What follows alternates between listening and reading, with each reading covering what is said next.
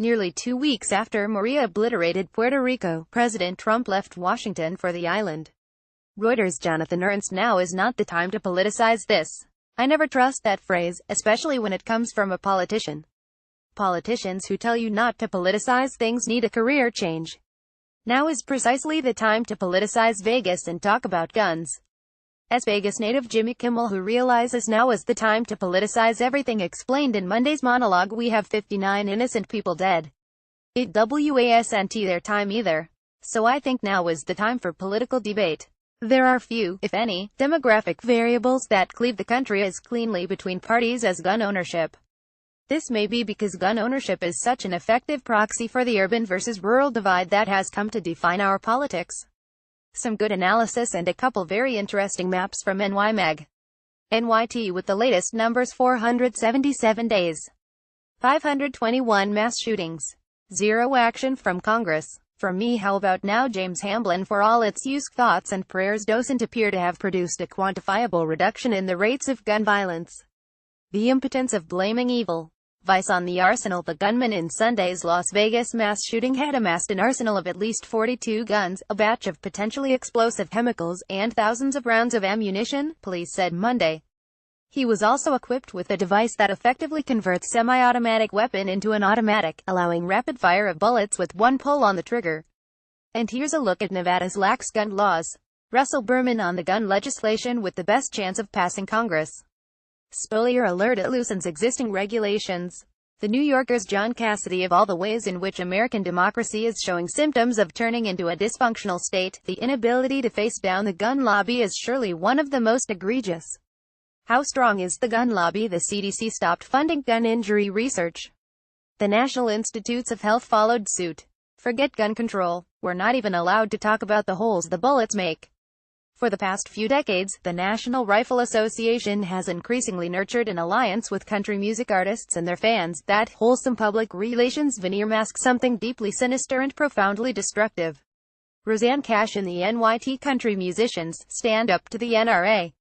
McSweeney's things more heavily regulated than buying a gun in the United States, too. Discounted seniors polls show that most older people are more worried about running out of money than dying. WAPO on the new reality of old age in America: I'm going to work until I die. The New Yorker guardians can sell the assets and control the lives of senior citizens without their consent, and reap a profit from it. How the elderly lose their rights. 3. Whack job. Nearly 2 weeks after Maria obliterated Puerto Rico, President Trump left Washington for PR and explained it's now acknowledged what a great job we've done. In Texas and in Florida, we get an A+. And they'll tell you what, I think we've done just as good in Puerto Rico. Upon arriving, Trump's traveling improv show continued. Now, I hate to tell you, Puerto Rico, but you've thrown our budget a little out of whack because we've spent a lot of money on Puerto Rico, and that's fine. We've saved a lot of lives. Every death is a horror, but if you look at a real catastrophe like Katrina and you look at the tremendous hundreds and hundreds of people that died, and you look at what happened here with really a storm that was just totally overbearing. No one has ever seen anything like that. What is your death count for? Don't trust the algorithm method. It's no longer good enough to note that something was algorithmically surfaced and then replaced. It's no longer good enough to shrug off the problems in the system simply because it has computers in the decision loop. Alexis Madrigal on the fake news that bubbled up in the wake of Vegas. Google and Facebook failed us. If the algorithms can't save us, it might be time to call in the humans. 5. MozDef. I'm beyond pleased to welcome Next Draft's new sponsor, Mozilla. It's a perfect fit. In addition to making the newly speedy Firefox browser, Mozilla fights for the rights of Internet users and works to defend free speech, privacy, net neutrality, and more. Also, they've ensured that Next Draft will keep flowing to your inbox and iPhones free of charge. Looking forward to the partnership. 6. Abortion bill. What's an issue that could add even more tension to these politically tense times? Abortion. And it's about to move back to the forefront. The House of Representatives will vote Tuesday on legislation that would criminalize abortions after 20 weeks of pregnancy. The Pain-Capable Unborn Child Protection Act, which is similar to legislation that failed in 2013 and 2015, has support from the White House this time around. 7. Audio smooch. Ochos. Only days ago, the U.S. and Cuba maintained dozens of diplomats in newly reopened embassies in Havana and Washington, powerful symbols of a warming relationship between longtime foes. Now both countries are poised to cut their embassies by more than half, as invisible, unexplained attacks threaten delicate ties between the Cold War rivals. After pulling non-essential diplomats out of Cuba, the U.S. has ordered 15 Cuban diplomats to leave. 8. One last heartbreaker he had an astute for the strangeness of just kicking around Earth, the way that agitation and anxiety can, on occasion, subsume a person for no good reason, the way that we get bored and start looking for new ways to make trouble. Amanda Petrusik free-falling with Tom Petty.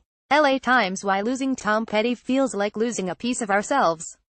When we toured 2 years later, I noticed people in the audience wearing Confederate flag bandanas and things like that. One night, someone threw one on stage. I stopped everything and gave a speech about it. I said, look, this was to illustrate a character. This is not who we are. Having gone through this, I would prefer it if no one would ever bring a Confederate flag to our shows again, because this isn't who we are.